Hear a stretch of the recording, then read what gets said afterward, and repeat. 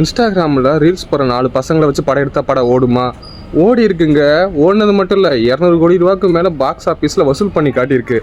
அப்படி ஒரு படம் தான் ரீசெண்டாக நான் ஓடிடியில் பார்த்த வாழை 2. இந்த படத்தோட ஸ்டோரி என்னென்னா, ஹை ஸ்கூல் படிக்கிற 4 பசங்க பயங்கரமாக லைஃப்பை என்ஜாய் பண்ணிகிட்டு இருக்காங்க. அந்த என்ஜாய்மெண்ட்டுங்கிறது ஒரு அளவுக்கு மேலே எல்லாம் மீறி போகுது. தம்மு தண்ணி கஞ்சா வரைக்கும் போகுது. இது அவங்களோட ஸ்கூலையே பாதிக்குது. எக்ஸாம் எழுத முடியாத அளவுக்கு போகுது. ஆனால் அந்த இடத்துல எல்லா ஸ்கூல்லையும் எப்படி ஒரு மனுஷன் இருப்பார்ல, பாவங்க பசங்க எக்ஸாம் எழுத அலோவ் பண்ணுங்கன்னு, அந்த மாதிரி அவருமே அலோவ் பண்ணி எக்ஸாமும் எழுதிடுறாங்க.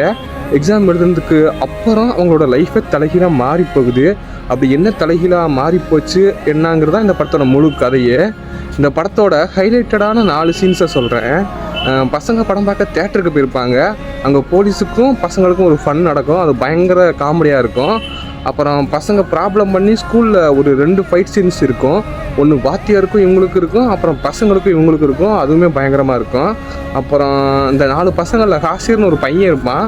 அந்த பையனுக்கு ஒரு லவ் ஸ்டோரி ஓடிட்டுருக்கும். அந்த லவ் ஸ்டோரி பயங்கர பியூட்டிஃபுல்லாக இருக்கும்.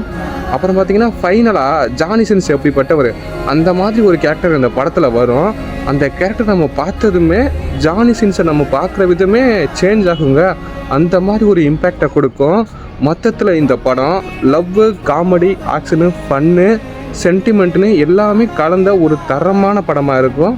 மறக்காமல் ஓடிடியில் செக் பண்ணி பாருங்கள். சூப்பரான படம்.